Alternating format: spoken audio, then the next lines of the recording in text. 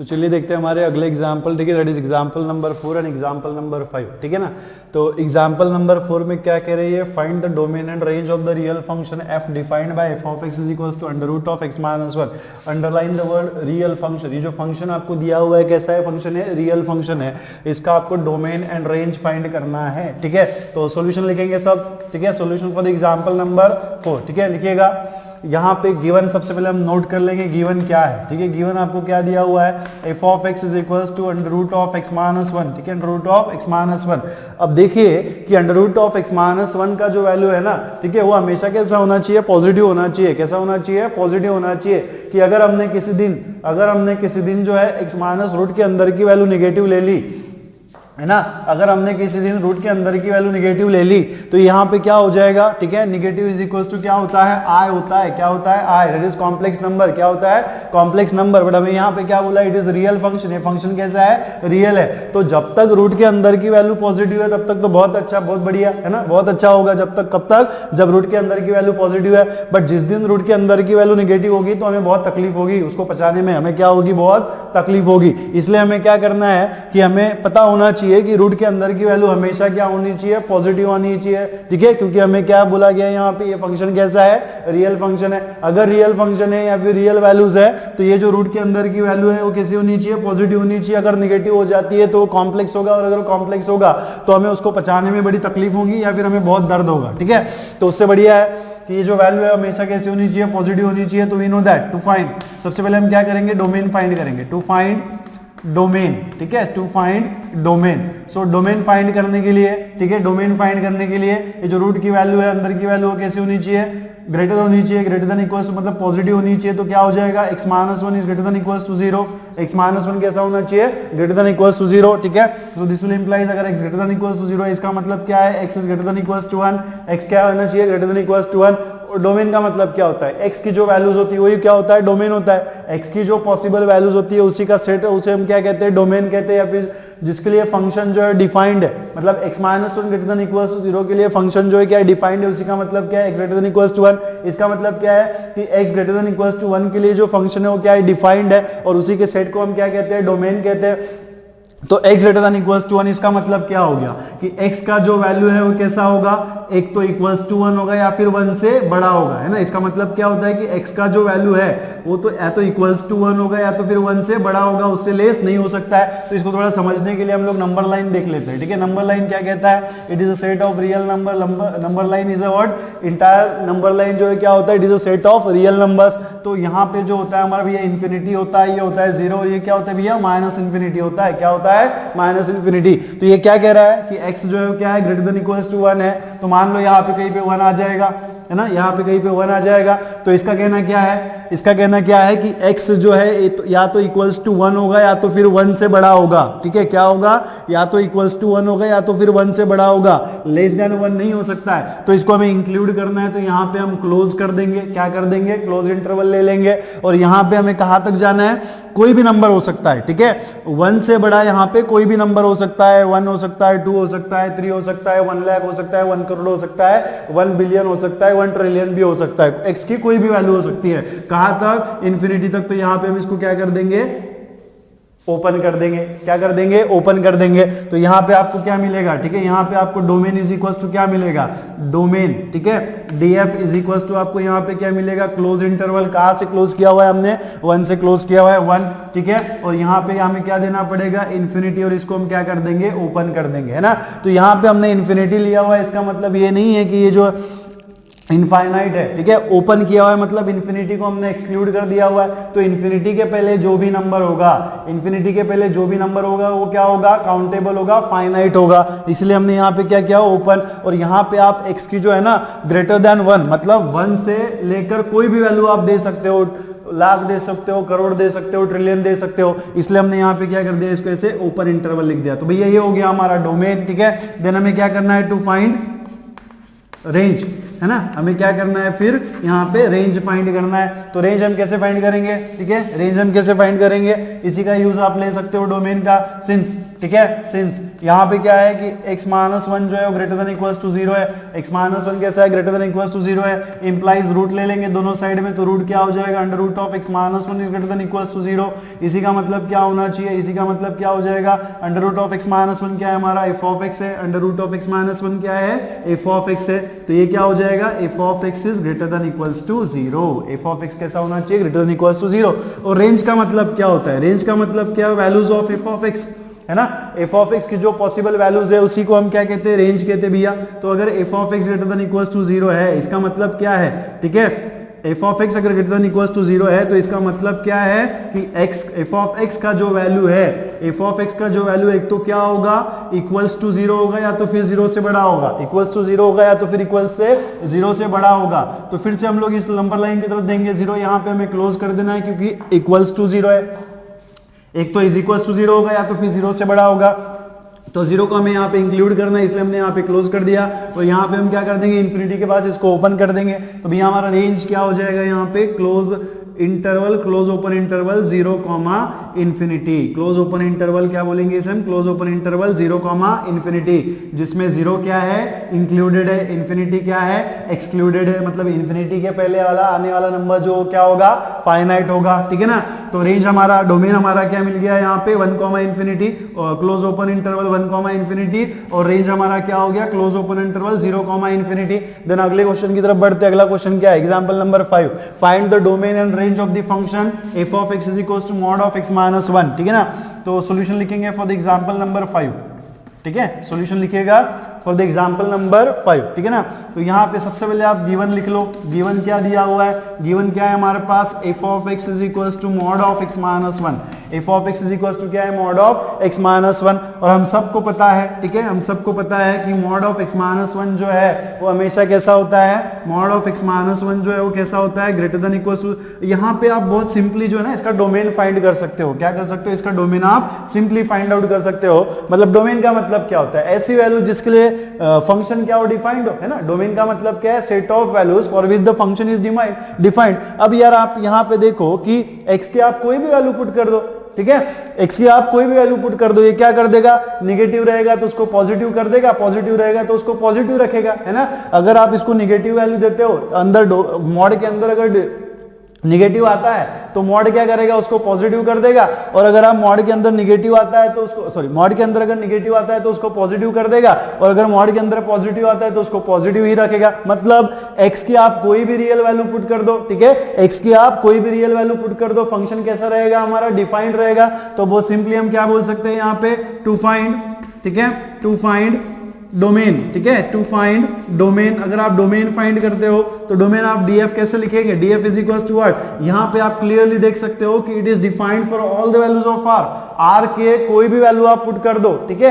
r की कोई भी वैल्यू आप पुट कर दो, चाहे पॉजिटिव हो, चाहे नेगेटिव हो, चाहे रैशनल हो, ये क्या करेगा, वैल्यू आपको देगा, क्या देगा, वैल्यू देगा, मतलब खुला खेलेगा, ओपन खेलेगा।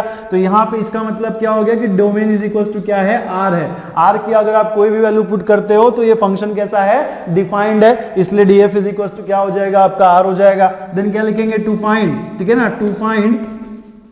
टू फाइंड रेंज, रेंज हम कैसे फाइंड करेंगे, to find range. So range find करने के लिए आपको पता है कि ये जो मॉड ऑफ x माइनस 1 है वो कैसा होगा, ग्रेटर देन इक्वल्स टू 0 होगा, सिंस, ठीक है, since mod of x minus 1 जो है वो कैसा होता है, it is greater than equals to 0, it is what, greater than equals to 0। मतलब कोई भी वैल्यू मॉड के अंदर, कोई भी वैल्यू जो है वो मॉड क्या करेगा, निगेटिव है तो उसको पॉजिटिव कर देगा, और पॉजिटिव है तो पॉजिटिव रखेगा। मतलब एक ही पॉसिबिलिटी है कि जो सारे नंबर से वो क्या होंगे, पॉजिटिव होंगे, जो सारे नंबर से वो क्या होंगे, आपके पॉजिटिव होंगे। पॉजिटिव होंगे मतलब क्या होंगे, एक तो वो 0 हो गए या तो फिर 0 से बड़े होंगे। तो यहाँ पे इसी का मतलब क्या हो गया, mod of x minus 1 greater than equals 0, but what is mod of x minus 1, it is f of x, so f of x is greater than equals to 0, और यही तो हमें चाहिए था, ठीक है ना, यही तो हमें चाहिए कि f ऑफ x की वैल्यू हमें फाइंड करनी होती है। तो f of x greater than equals to 0 है, तो मतलब इसका मतलब क्या है, क्या कह रहा है ये, f ऑफ x अगर आपका ग्रेटर देन इक्वल्स टू 0 है तो इसका कहने का मतलब क्या है, ये क्या बोल रहा है, ये क्या बोल रहा है कि भैया मैं जो है एक तो 0 हो सकता हूं या तो फिर 0 से बड़ा हो सकता हूं, ठीक है, 0 हो सकता हूं या तो फिर 0 से बड़ा हो सकता हूं, उसके बाद 0 के बाद जितने भी नंबर आ सकते हैं वो सारी वैल्यूज जो है मेरी पॉसिबल हो सकती है। तो फिर से यही रेंज लिखेंगे, क्लोज हो जाएगा 0 से और ओपन हो जाएगा यहाँ पे इन्फिनिटी पे। तो यहाँ पे range r f is equal to क्या हो जाएगा, close open interval 0 comma infinity, close open interval 0 comma infinity. So this is the required domain and range for the function f of x is equals to mod of x minus 1 and for the function f of x is equals to under root of x minus 1। तो इस तरीके से आप domain और range जो है इसको यहाँ पे फाइंड कर सकते हो। तो चलिए देखते हैं हमारा अगला example, that is example number 6। ठीक है, क्या कह रहा है example number 6, let f is equals to ordered pair x comma x square by 1 plus x square for all x belongs to R। ठीक है, x जो भी रहेगा वो R का एलिमेंट रहेगा, मतलब रियल नंबर रहेगा। Be a function from R into R। ठीक है, और ये जो फंक्शन है कहां से कहां हमने डिफाइन कर रखा है, R from R into R। ठीक है, determine the range of f। ठीक है, हमें क्या करना है यहाँ पे, R का जो f का जो रेंज है वो हमें डिटरमाइन करना है। ठीक है, f का जो रेंज है वो हमें यहाँ पे डिटरमाइन करना है। ठीक है ना, तो यहां पे देखो कि रेंज फाइंड करना तो यहाँ पे आसान है। ठीक है, रेंज फाइंड करने में हमें कोई दिक्कत आने वाली है नहीं, क्योंकि इसके पहले हमने बहुत सारे फंक्शंस का रेंज फाइंड कर रखा हुआ है, तो इसे हमें फाइंड करने में कोई दिक्कत नहीं आने वाली है। बट हमें क्या करना है ना, ये जो फंक्शन है पहले इसको समझना है कि ये किस टाइप का फंक्शन आपको दिया हुआ है। ठीक है, इसको प्रॉपर तरीके से हमें रिडिफाइन करना है। ठीक है, तो सोल्यूशन लिखने से पहले क्या करेंगे ना, हम कुछ कॉन्सेप्ट जो है उसको रिकॉल करेंगे। देखो मैंने आपको जब हमने फंक्शन पढ़ा था, ठीक है, जब हमने फंक्शन पढ़ा था तो मैंने आपको बताया था कि function is a collection of ordered pairs. ठीक है, फंक्शन क्या होता है, ठीक है, फंक्शन क्या होता है, फंक्शन, ठीक है, फंक्शन इज अ कलेक्शन, ठीक है, is a collection of ordered pairs. ठीक है, function is a collection of ordered pairs. ठीक है, जो फंक्शन होता है उसके अंदर जो एलिमेंट्स होते हैं वो क्या होते हैं, nothing but it is the ordered pairs. ठीक है, क्या होती है, ऑर्डर्ड पेयर्स होती है। So function is a collection of ordered pair. तो मान लो अगर हमने यहाँ पे कोई फंक्शन है, ठीक है, मान लीजिए अगर कोई फंक्शन हमने यहाँ से ए से लेकर बी में डिफाइंड कर रखा है, ठीक है, ए से लेकर बी में डिफाइंड कर रखा है सच दैट, ठीक है, सच दैट, ठीक है, such that f of a is equals to b। ठीक है, such that f of a is equals to b। तो इसको अगर हमें ऑर्डर्ड पेयर के फॉर्म में लिखना हो, ठीक है, इसको अगर हमें ऑर्डर्ड पेयर में लिखना हो तो यहाँ पे देखो ना, ठीक है, यहाँ पे देखो कि ये जो a एलिमेंट है वो हमारा कहां से आता है, कैपिटल A से आता है। कहां से आता है, कैपिटल A से आता है। ठीक है, और ये हमारा जो एलिमेंट b है वो कहां से आता है, कैपिटल B से आता है। कहां से आता है, कैपिटल B से आता है। तो कहने का मतलब क्या है कि जब आप a के एलिमेंट के ऊपर f को ऑपरेट करेंगे, जब आप a के एलिमेंट के ऊपर जब आप f को ऑपरेट करेंगे तो आपको एलिमेंट मिलेगा भी, मतलब आउटपुट मिलेगा। तो ये जो a हो गया, ये क्या हो गया, हमारा इनपुट हो गया। ये जो a है वो हमारा क्या है, इनपुट है। और ये जो इज इक्वल्स टू आपको b मिल रहा है वो हमारा क्या है, आउटपुट है। जो इज इक्वल्स टू b मिल रहा है वो हमारा क्या है, आउटपुट है। तो इसको अगर हम ऑर्डर्ड पेयर के फॉर्म में लिखना चाहे तो कैसे लिखेंगे, f इज इक्वल्स टू हम कैसे लिखेंगे, ऑर्डर्ड पेयर। इनपुट क्या है, फर्स्ट एलिमेंट कहां से आने वाला है, a से आने वाला है, और सेकंड एलिमेंट कहां से आने वाला है, b से, मतलब वो क्या है, हमारा आउटपुट है। So a comma b such that for what, a belongs to capital A and b belongs to क्या होना चाहिए, कैपिटल B। ठीक है, b बिलोंग्स टू क्या होना चाहिए, कैपिटल B।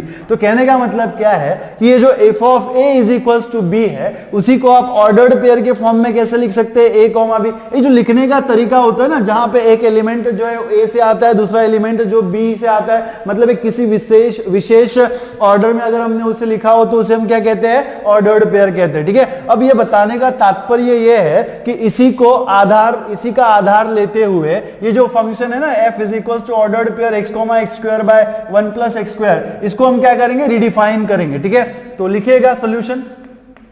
ठीक है, सोल्यूशन यहां पे हम क्या करेंगे, late f be a function mapping from R to R। ठीक है, let f be a function mapping from R to R such that, ठीक है, such that क्या दिया हुआ है आपको यहाँ पे, f इज इक्वल्स टू, क्या दिया हुआ है आपको यहाँ पे, f is equals to x comma, ठीक है, x square by 1 plus x square, x square by 1 plus x square for x belongs to r। ठीक है, for x belongs to r। ठीक है, अब यहाँ पे देखो इस फंक्शन को, ठीक है, इसको और इसको आप ऑब्जर्व करो। ठीक है, हमने ये जो f is equals to ordered pair a comma b लिखा था, ये किस पे से लिखा था, इस एलिमेंट के फॉर्म में से लिखा था। किस पे से लिखा था, इस मैथमेटिकल फॉर्म से लिखा था कि अगर f of a is equals to अगर b है तो इसी का मतलब क्या होता है f is equals to ordered pair a comma b, जो कैसे आता है ये f of a comma b कैसे आता है, जब हम f को a के ऊपर ऑपरेट करेंगे, जब हम f को a के ऊपर ऑपरेट करेंगे तो जो आपको आउटपुट मिलेगा वो क्या होगा, b होगा। तो सेम आप यहां पे देखो, ठीक है, यहां पे आपको क्या दिख रहा है, ordered pair x comma x square by 1 plus x square.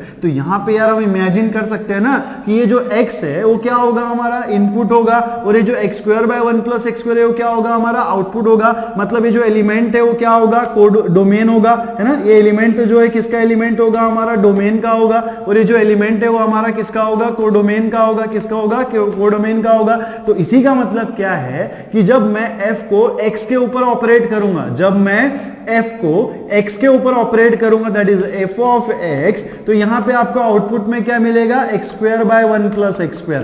क्या मिलेगा, x square by 1 plus x square. कहने का मतलब क्या है कि जब हम f को x के ऊपर ऑपरेट करेंगे, दिख रहा है आपको, f को जब हम x के ऊपर ऑपरेट करेंगे तो जो आपको आउटपुट में एलिमेंट मिलेगा वो क्या मिलेगा, x square by 1 plus x square. ठीक है, तो ये जो फंक्शन आपको दिया हुआ था, ठीक है ना, ये जो फंक्शन आपको दिया हुआ था इसको हमने क्या कर दिया भैया, रिडिफाइन कर दिया। क्या कर दिया, रिडिफाइन कर दिया। तो साहब अभी हम क्या कर सकते हैं, रेंज जो है ना इसको हम फाइंड कर सकते हैं। ठीक है, तो हम क्या लिखेंगे, टू फाइंड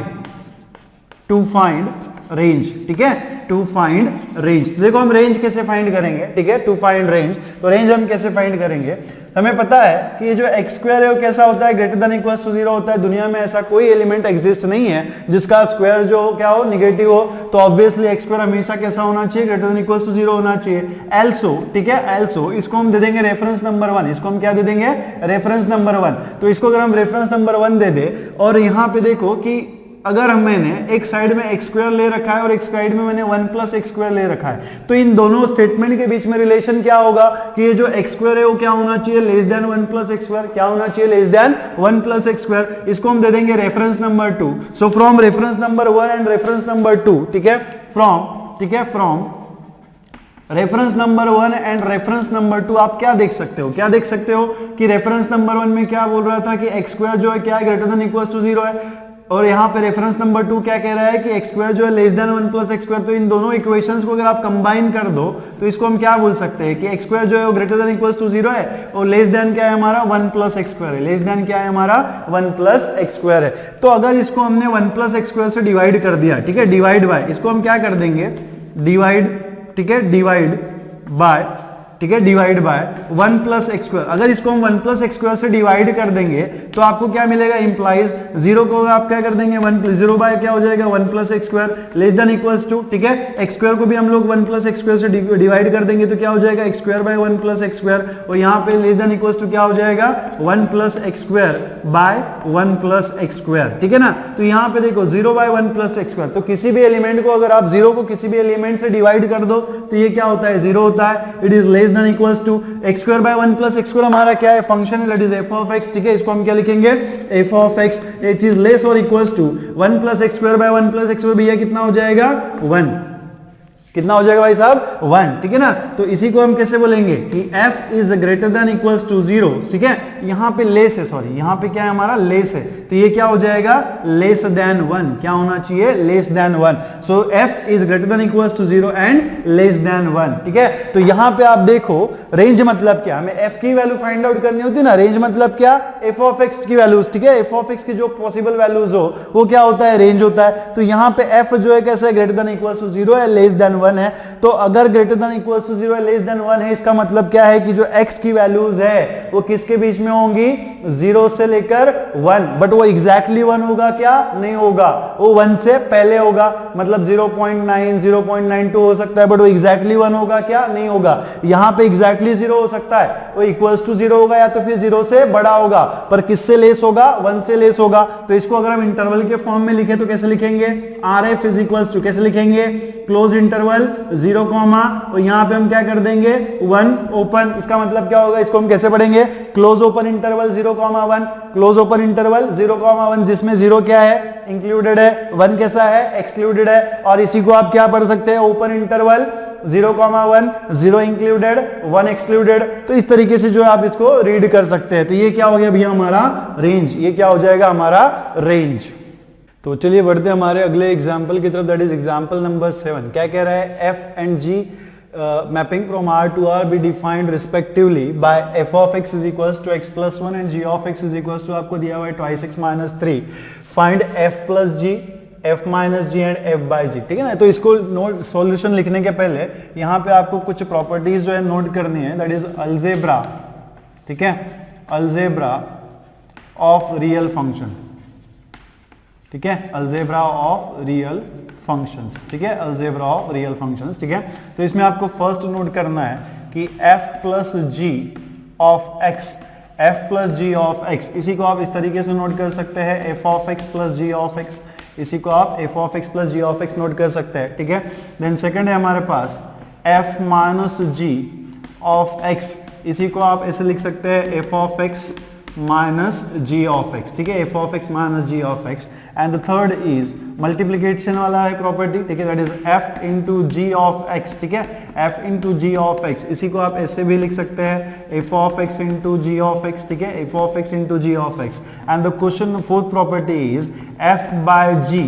ठीक है, f by g of x is equals to होता है f of x by g of x. ठीक है, f of x by g of x. ये प्रॉपर्टीज हमने इसलिए नोट कर ली कि हमें यहाँ पे क्या फाइंड करना है, f plus g, f minus g, and क्या फाइंड आउट करना है हमें f बाय g. और यहाँ पे हमें f ऑफ x दिया हुआ है. f ऑफ x जो है हमारा x प्लस 1 है, g ऑफ x जो हमारा क्या है यहाँ पे ट्वाइस x माइनस 3 है. ठीक है, तो लिखेंगे सोल्यूशन, लिखेंगे सब solution.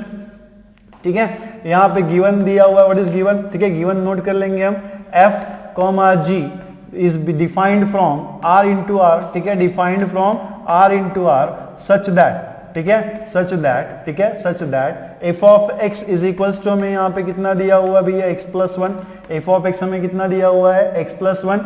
And g of x जो है वो आपको यहाँ पे कितना दिया हुआ है twice x minus 3. कितना दिया हुआ है twice x minus 3. ठीक है, तो सबसे पहले हमें क्या फाइंड करना है f plus g. So to find. ठीक है, to find f plus g. ठीक है, to find f plus g. तो f प्लस g अगर आपको फाइंड आउट करना है तो हमारे पास प्रॉपर्टी 1 है. Algebra of the real function में प्रॉपर्टी 1 है कि f plus g of x is equal to क्या होता है f of x plus g of x. ठीक है, तो यहाँ पे हम लिखेंगे सिंस. ठीक है, since f of f plus g of x. ठीक है, f plus g of x is equal to क्या होता है f of x plus g of x. ठीक है, f of x plus g of x. So what is f of x plus g of x? f of x आपको यहाँ पे दिया हुआ है कितना है x plus 1. g of x हमारा कितना है यहाँ पे 2x माइनस 3. कितना है 2x माइनस 3. तो x plus 1 plus 2x minus 3, तो x प्लस 2x कितना हो जाएगा 3x हो जाएगा. एंड 1 माइनस 3 कितना होना चाहिए minus 2. So this is value what f plus g of x. कितना हो जाएगा f plus g of x is equal to 3x minus 2. Then similarly हम क्या कर सकते हैं f minus g find out करेंगे तो टू फाइंड. ठीक है, to find f minus g. ठीक है, to find f minus g. तो फिर से हमें पता है कि f minus g of x क्या होता है f of x minus g of x. ठीक है, तो f minus g of x. ठीक है, f minus g of x is equal to क्या होता है f of x minus g of x. So is equals to what is f of x. f of x हमारे पास कितना है x plus 1 है. f of x is x plus 1 minus g of x हमारे पास कितना है 2x minus 1. कितना है 2x minus 1 sorry 2x minus 3. सो इसको अगर आप सॉल्व करेंगे तो क्या मिलेगा x प्लस 1 माइनस साइन से अंदर मल्टीप्लाई कर देंगे माइनस 2x प्लस 3. सो x माइनस 2x कितना हो जाएगा माइनस x. 1 प्लस 3 हमारा कितना हो जाएगा 4. ठीक है, so this is the value of what f minus g of x. एक इसका वैल्यू हो जाएगा f minus g of x. As simple is that. ठीक है, देन नेक्स्ट हमें क्या करना है f by g. So to find. ठीक है, to find f by g. ठीक है, to find f by g. So we know that f by g of x. ठीक है, f by g of x is equal to क्या होता है f of x by g of x. ठीक है, f of x by g of x. So therefore what is f of x? f of x हमारे पास कितना है x plus 1 और g ऑफ x कितना है 2x माइनस 3. तो इसको हम सॉल्व कर सकते हैं क्या? नहीं कर सकते हैं. तो f by g of x is equal to क्या हो जाएगा x plus 1 bye 2x minus 3. ठीक है, so this is the solution for the example number 7. तो चलिए बढ़ते हैं हमारे अगले एग्जांपल की तरफ. ठीक है, और हमारा अगला एग्जांपल नंबर 8 क्या कह रहा है ये? Let f is equals to ordered pair 1,1 ordered pair 2,3 0, -1 -1, -3 be a function from z to z. ठीक है, तो यहाँ पे आपको f जो है वो फंक्शन दिया हुआ है. ठीक है, from from z to z, और ये ऑर्डर्ड पेयर्स के फॉर्म में दिया हुआ है। किस फॉर्म में दिया हुआ है? ऑर्डर्ड पेयर्स के फॉर्म में। Defined by f of x is equal to a x plus b, ठीक है, defined by f of x is equal to a x plus b for some integers a and b, determine a and b. हमें क्या find out करना है यहाँ पे? A and b find out करना है, ठीक है। तो बहुत सिंपल सा सॉल्यूशन है, लिखिएगा सॉल्यूशन, ठीक है, solution for the example number 8, ठीक है ना। तो यहाँ पे आप देखो, ठीक है, लेट एफ मैपिंग फ्रॉम, ठीक है, लेट एफ मैपिंग फ्रॉम किस टू कहां से कहा है? फ्रॉम जेड टू जेड है, ठीक है। तो यहाँ पे आप क्या लिखेंगे? F be mapping from z to z defined, ठीक है, डिफाइंड एज, ठीक है, डिफाइंड एज कैसे डिफाइंड किया हुआ है? F of x is equal to what? A x plus b, ठीक है, ए एक्स प्लस बी। और यहाँ पे ये जो ए एंड बी है वो क्या है? जेड इंटीजर्स है। क्या है? इंटीजर्स है, ठीक है। सिंस गिवन, ठीक है, गिवन आपको क्या दिया हुआ है यहाँ पे? गिवन, ठीक है, गिवन क्या दिया हुआ है आपको यहाँ पे? f इज इक्वल्स टू 1,1, ठीक है, f is equals to 1,1, 2,3, ordered pair 2,3, 0,-1, और ये क्या है हमारा? -1,-3, ठीक है। तो यहाँ पे देखो, जस्ट हमने इसके कुछ एक दो एग्जांपल्स पहले हमने देखा था कि अगर f of a is equals to b है ना, अगर f of a is equals to b है तो इसको आप ऑर्डर्ड पेयर्स के फॉर्म में कैसे लिखेंगे? कैसे लिखेंगे? f is equals to ordered pair a, b such that a belongs to capital A and B belongs to क्या होता है? कैपिटल B, ठीक है, एंड B बिलोंग्स टू क्या होता है? कैपिटल B, ठीक है। तो इसी तरीके से ये जो ऑर्डर्ड पेयर है 1,1, इसी को आप कैसे लिख सकते हैं? ये जो 1 है वो इनपुट एलिमेंट है, वो 2 1, ये जो 1 है वो आउटपुट एलिमेंट है, ये जो 2 है वो आपका इनपुट एलिमेंट है, ये जो सेकंड एलिमेंट है वो आपका, सॉरी, ये जो 2 है वो इनपुट एलिमेंट है, वो जो 3 आपका क्या है? आउटपुट एलिमेंट है ना। तो जो फर्स्ट एलिमेंट है, जो फर्स्ट इन ऑर्डर्ड पेयर्स में जो आपका फर्स्ट एलिमेंट है वो आपका इनपुट होगा, और जो सेकंड एलिमेंट है वो क्या होगा? आउटपुट होगा। तो इस ऑर्डर्ड पेयर को आप कैसे लिख सकते हैं? एफ ऑफ 1, ठीक है, f of 1 is equals to क्या हो जाएगा? 1। इसको आप कैसे लिखेंगे? F of 2 is equals to क्या हो जाएगा? 3, है ना। इसको आप कैसे लिखेंगे? F of 0 is equals to -1, ठीक है। और ये जो -1, -3 है, इसको आप कैसे लिखेंगे? F of -1 is equals to -3, कैसे लिखेंगे? F of -1 is equals to -3, ठीक है ना। अब यहाँ पे देखो, ये f of 1 is equals to 1 मिल गया, f of 2 is equals to हमें 3 मिल गया, f of 0 is equals to -1 मिल गया, और f of -1 is equals to क्या मिल गया? हमें -3 मिल गया। मतलब यहाँ पे जो x है, ठीक है, यहाँ पे जो आपका डोमेन है, डोमेन इज इक्वल्स टू क्या है? 1 है, 2, 0 एंड -1 है ना। ये जो x की वैल्यूज है वो क्या होगी? 1, 2, -0 एंड -1, ठीक है। सो 10, ठीक है, 10 x इज इक्वल्स टू क्या क्या होगा? 1, 2, व्हाट? 0, क्या है आपके पास? -1, ठीक है। तो दिस विल इंप्लाइज, ठीक है, दिस विल इंप्लाइज, हम पहले x इज इक्वल्स टू 1, 2 और 0 और -1 हम यहाँ पे पुट करेंगे। So put x is equals to 1, ठीक है, put x is equals to 1। इसको आप चाहे तो रेफरेंस नंबर 1 दे दो, ठीक है। Put x is equals to 1, so reference number 1 will implies, ठीक है, रेफरेंस नंबर 1 विल इंप्लाइज क्या हो जाएगा? f of 1 is equals to, f of 1 is equals to क्या होना चाहिए? a into 1, that is a plus b, ठीक है, a plus b। So implies a plus b is equals to f of 1 हमारे पास कितना है? That is 1। So a plus b is equals to क्या हो जाएगा? 1। इसको हम दे देंगे इक्वेशन नंबर 2। देन हम क्या करेंगे? पुट, ठीक है, पुट नेक्स्ट x का वैल्यू क्या है? 2, put x is equals to 2। तो अगर आप x का वैल्यू 2 पुट करते हैं तो इंप्लाइज क्या हो जाएगा? इक्वेशन नंबर 1 विल इंप्लाइज क्या हो जाएगा? f of 2 is equals to ax मतलब क्या? a इंटू 2 को हम क्या लिखेंगे? ट्वाइस a प्लस b, क्या लिखेंगे? ट्वाइस a प्लस b, और ट्वाइस a प्लस b का ही मतलब क्या हो जाएगा? Twice a plus b is equals to f of 2। f of 2 हमारे पास कितना है? f ऑफ 2 कितना है हमारे पास? 3 है। इसको हम दे देंगे इक्वेशन नंबर 3। इसको हम क्या दे देंगे? Equation number 3। देन सिमिलरली, ठीक है, सिमिलरली नेक्स्ट क्या पुट करेंगे आप? पुट, ठीक है, put x is equals to, ठीक है, put x is equals to, next element क्या है? x is equals to 0। तो x इज इक्वल्स टू अगर आप 0 पुट कर देते हो तो इक्वेशन नंबर 1 कैसे हो जाएगा? f of 0 is equals to what? a into 0। a into 0 कितना हो जाएगा? 0 plus b। So this will implies what is f of 0? f of 0 हमारे पास कितना है? -1 है, और 0 प्लस b कितना हो जाएगा? b। तो यहाँ पे b इज इक्वल्स टू आपको कितना मिलेगा? -1, ठीक है, b इज इक्वल्स टू आपको कितना मिलेगा यहाँ पे?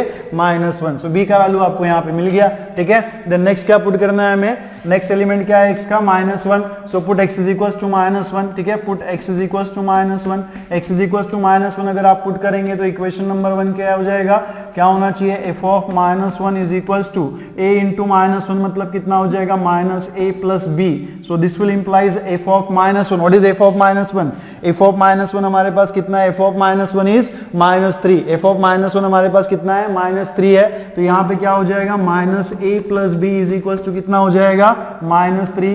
इसको हम दे देंगे इक्वेशन नंबर, इसको हम दे देंगे इक्वेशन नंबर 4 और इसको हम दे देंगे इक्वेशन नंबर 5.